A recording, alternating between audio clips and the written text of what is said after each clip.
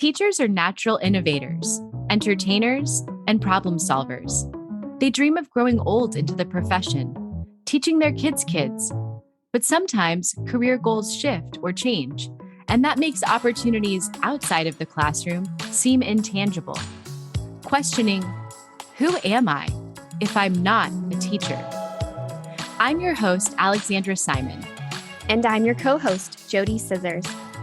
This is The Great Teacher Resignation.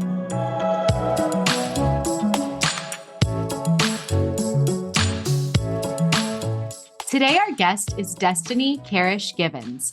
Destiny is a former science teacher of 6 years and is currently a program manager at Tulane University. Although leaving teaching was a tough decision for her, it was the best choice she made for her financial and personal life. Welcome to the show today, Destiny. Thanks for having me.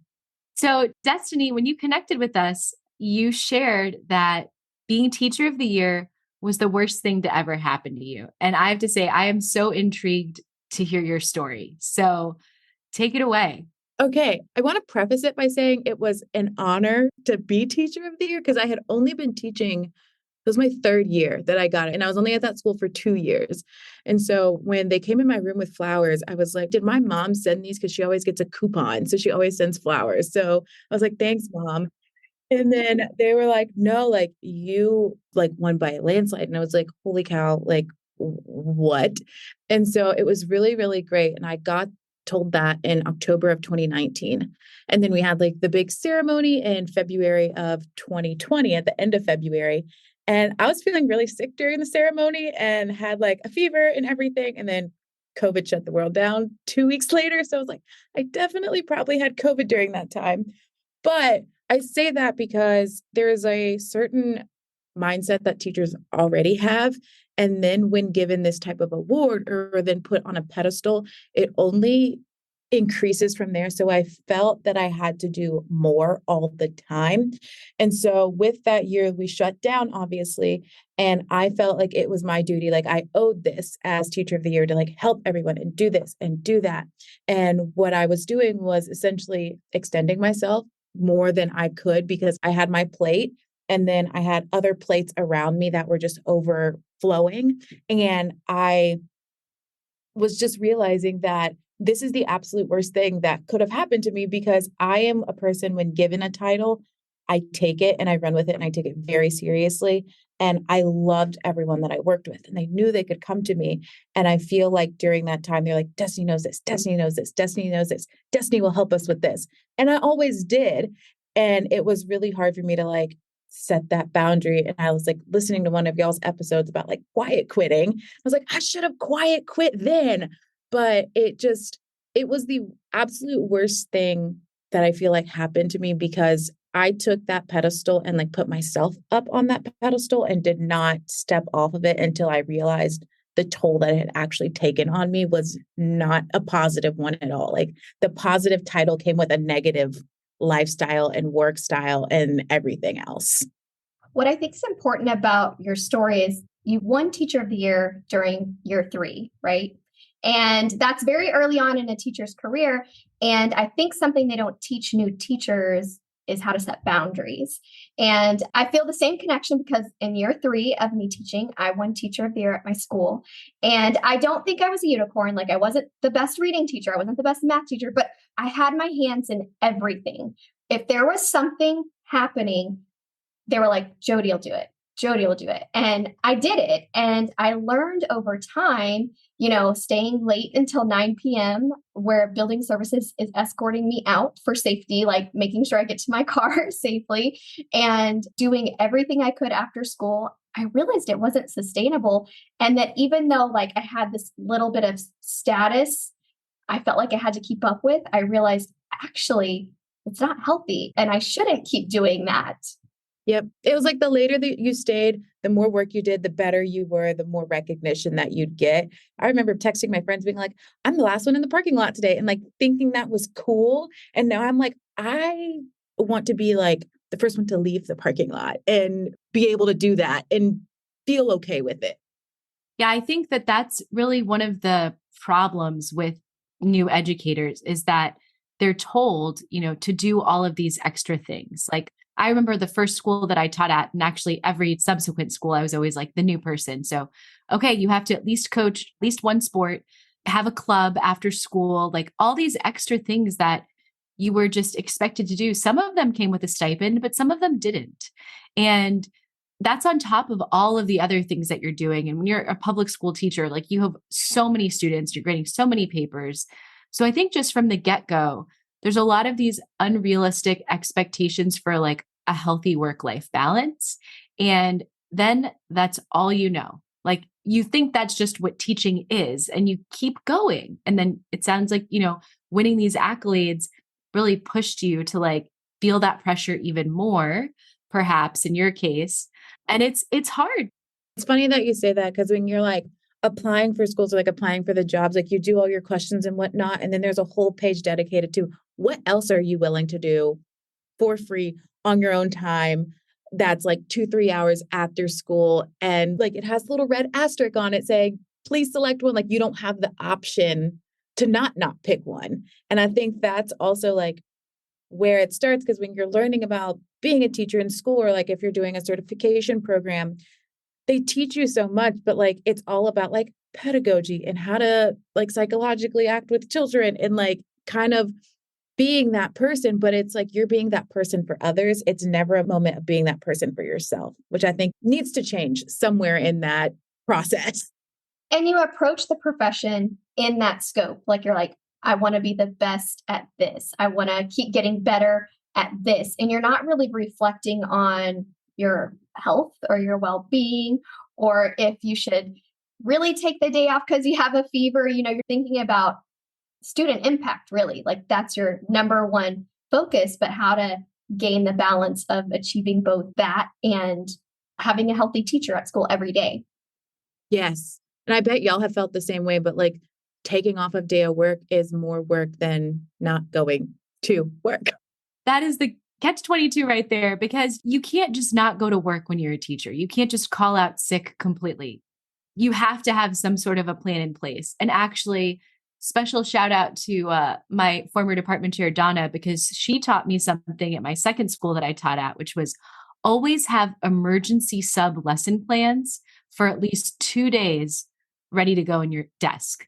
The first drawer, you can have your student rosters, which sometimes do change, but like that saved me. And then when those would get used up, I would try to replace them. Sometimes I forgot, but like it's so stressful when you have to be out. And I know those lessons probably weren't perfectly aligned with what we were learning at the time, but they were, content specific. So I think that it's really, really challenging when you're trying to do all these things, and we're all prioritizing the students, right? That's what we're doing. We're prioritizing the students, and we're not prioritizing the people that serve the students. And if they're not healthy and well, then they're not going to be able to serve the students in the best way possible. And it's not going to be sustainable in the long run. I mean, I think it's really, really difficult to go from doing all of those things in the classroom and outside of the classroom. Scaling back to me seemed like impossible. How do you let go of all of those extras? And at the time, it really did seem impossible to me. It was like an all or nothing. And ultimately, that was part of why I ended up leaving, was because I knew I couldn't be the teacher I was in that moment and care for my family. And so that's why I left. But in thinking about going back, it was hard to say there's a lot more out there now about things like quiet quitting or like boundaries. And if we can try to reprioritize like what teachers should be doing, perhaps we can get people to be able to stay in the classroom longer in a healthier environment. But I want to also hear about your journey leaving the classroom and how you ended up in your role.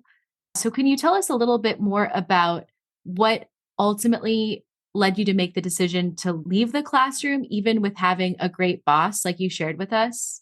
So I taught for 6 years, and I don't know, like familiarity with New Orleans schools, but there's charter, there's public out in the suburbs, and then there's private. I hit all three. I was like, let me really see, let me see if it's me, let me see if it's them, let me see if it's the system, whatever. So my first year was in a charter school. The middle 4 years were in a public school. And then the last year was like, let me go to private school, because my years after COVID, I had 180 students on my roster.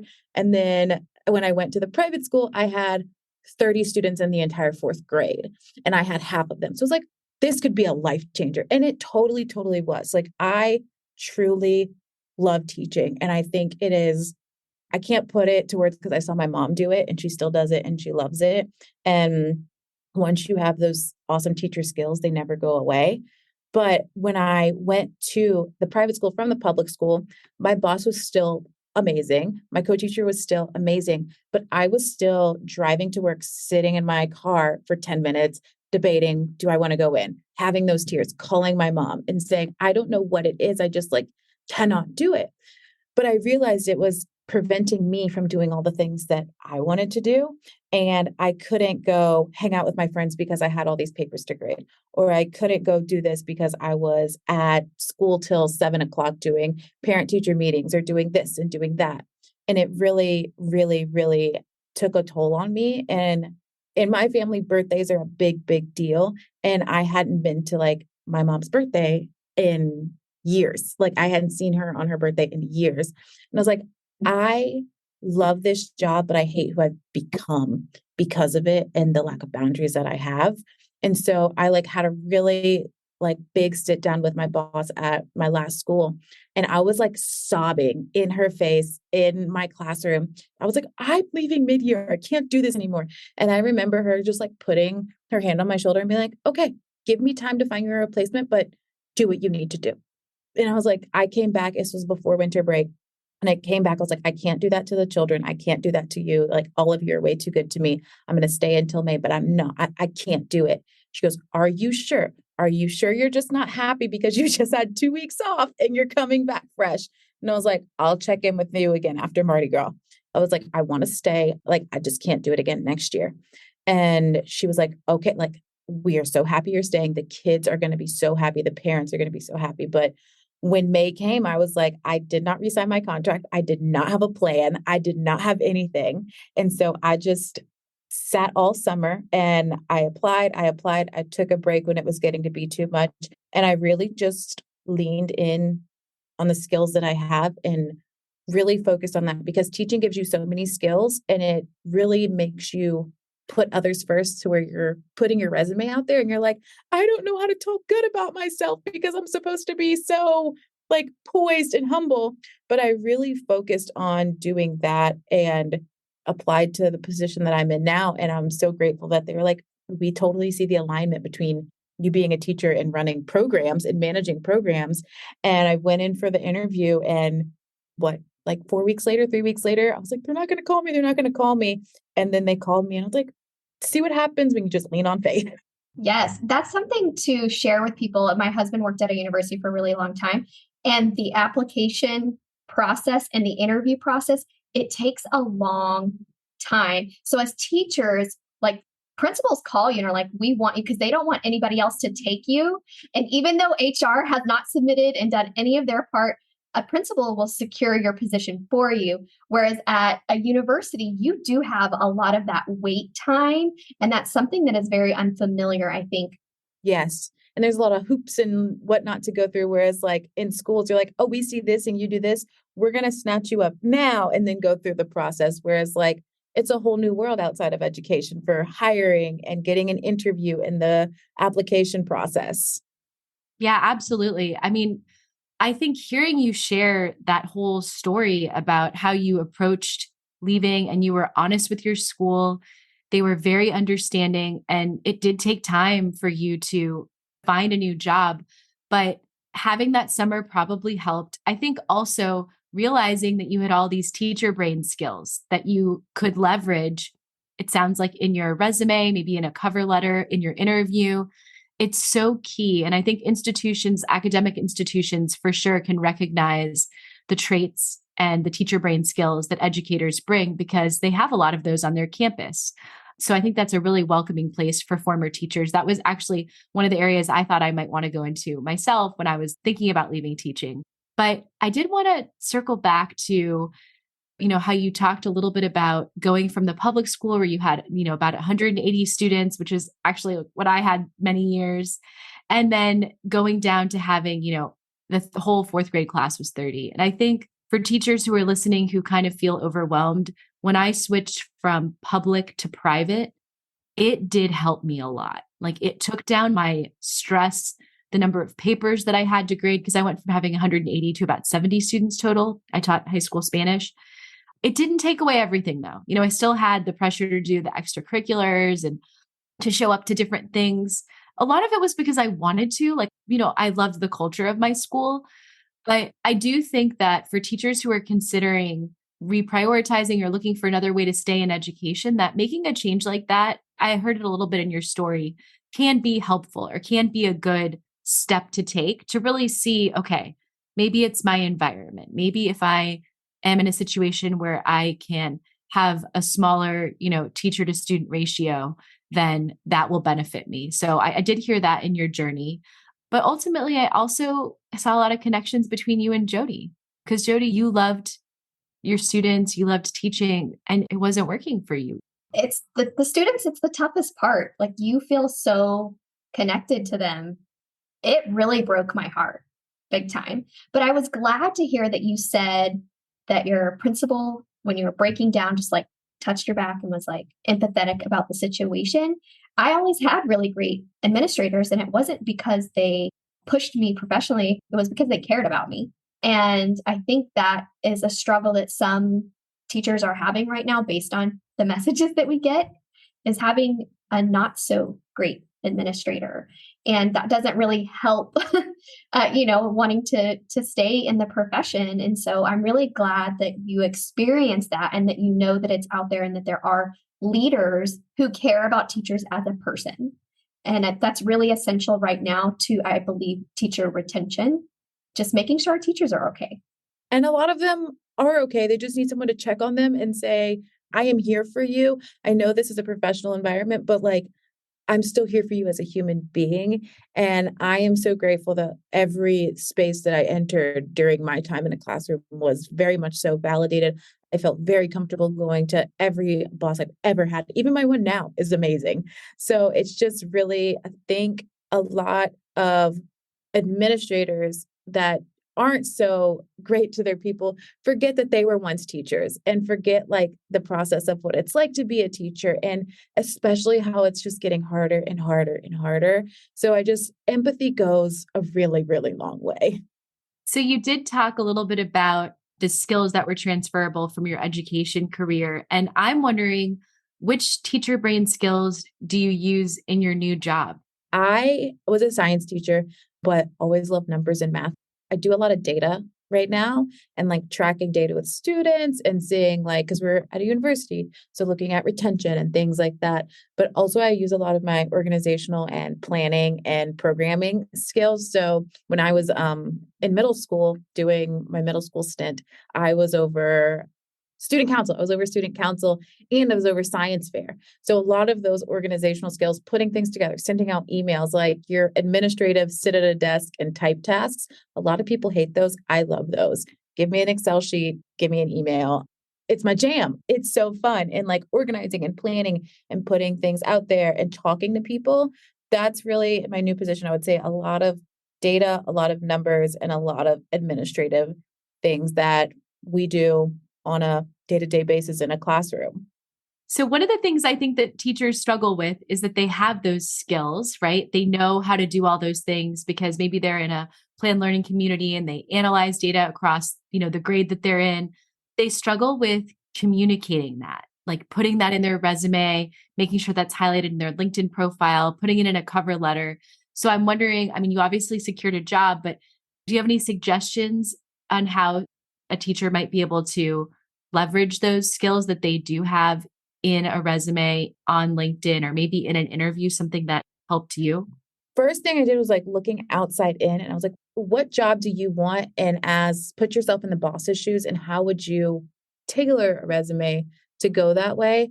And then I just realized I'm not good at selling myself because being a teacher, I'm not used to it and I don't know what to do and I need help. And I am very much a person that is I will ask for help in whatever way possible. So I looked and I got someone to help me write a resume, and I got someone to help me write a cover letter because I was like, I don't know where to even start. And they were like, you have so many things.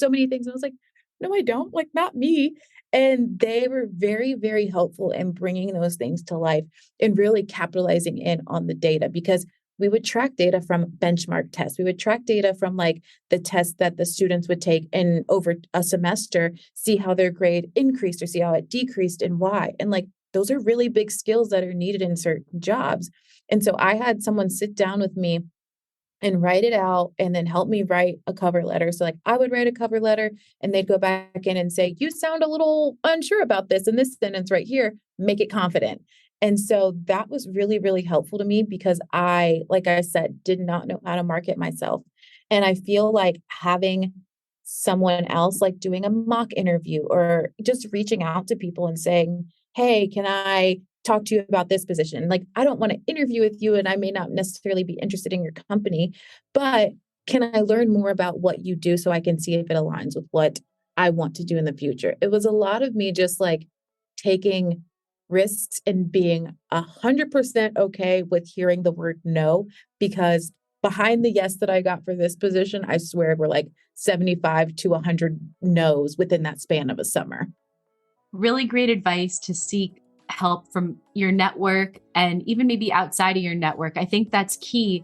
As teachers, we really are stuck in this like teacher schoolhouse community. And so we need to reach outside of that to leverage all the resources that we have and to prepare ourselves for career transition. And as difficult as it was for you to have all those no's that led up to this one yes, now you're there. And I think what I've seen with other teachers once they transition is it's about getting that first job outside of the classroom. So thank you so much for being on the show today, Destiny. Thanks for having me. This was so much fun.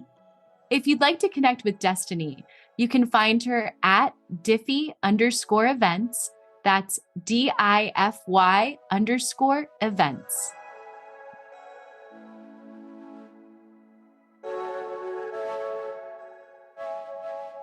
If you liked The Great Teacher Resignation, give us a 5-star rating and follow us on Instagram, Facebook, Apple Podcasts, Spotify, Google Podcasts, Amazon Music, and Audible. Today's episode was written and recorded by me, Alexandra Simon, and my co-host, JoDee Scissors. Executive produced by Teacher Brain. Produced and edited by Emily Porter. Original music, Emoji by Tubebacker. Special thanks to our sponsor, Paper Planes Ed.